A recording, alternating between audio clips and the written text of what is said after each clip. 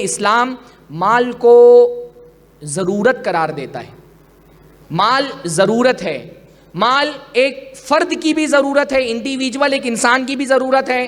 مال society کی بھی ضرورت ہے. مال دنیا کی بھی ضرورت ہے. مال دین کی بھی ضرورت ہے. ضرورت. اللہ نے فرمایا وَلَا تُؤْتُوا السُّفَهَاءَ أَمْوَالَكُمُ الَّتِي جَعَلَ اللَّهُ لَكُمْ قِيَامًا.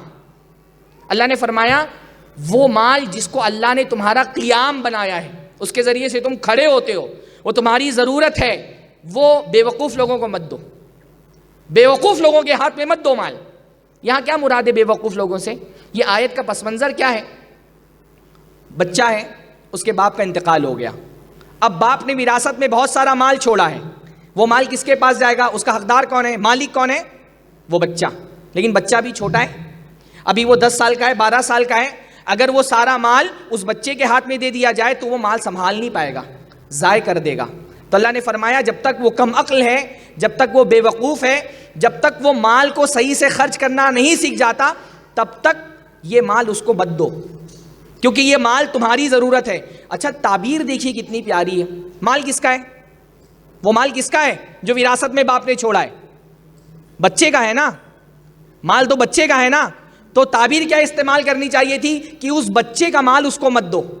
یہی بولنا چاہیے تھا نا کہ بچے کا مال اس کو مت دو. پر اللہ نے نہیں فرمایا بچے کا مال اس کو مت دو. اللہ نے کیا فرمایا؟ اموالکم